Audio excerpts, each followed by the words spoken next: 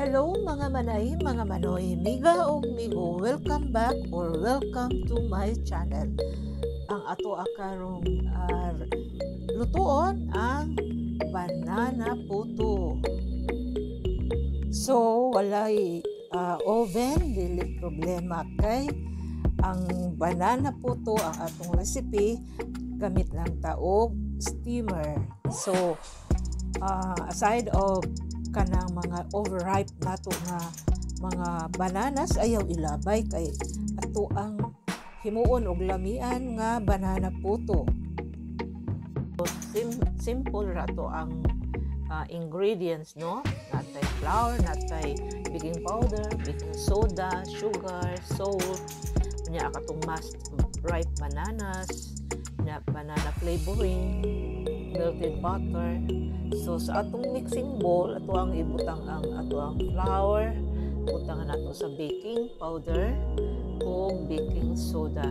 I-mix nato nya, dayon ibutang ato ang salt ug ang sugar.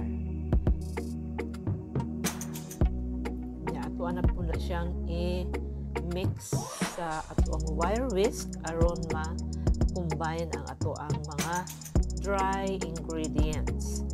Na after aning ato ang dry ingredients, ato nang i-mix ang ato ang liquid ingredients. Ang ato ang ibutang ang mashed nato nga ripe bananas or atong butangan nato sa ato ang evaporated milk o ang melted butter. Na ato na po na siyang i-mix. Then, ibutangan na po nato sa ato ang white vinegar. Then, ang ato ang banana flavoring. Ito ibutang. Then, i-mix na nato until nga ato ang mixture is smooth na.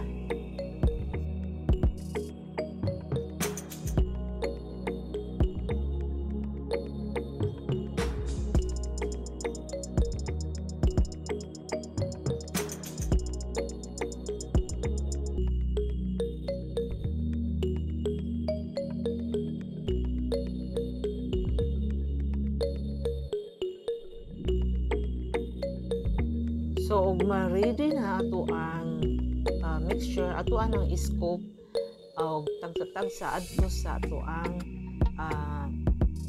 kaning puto nga molder, nya butangan nato og kanang paper liner. So, mga hamabaw lang ato ang ibutang sa ato ang liner.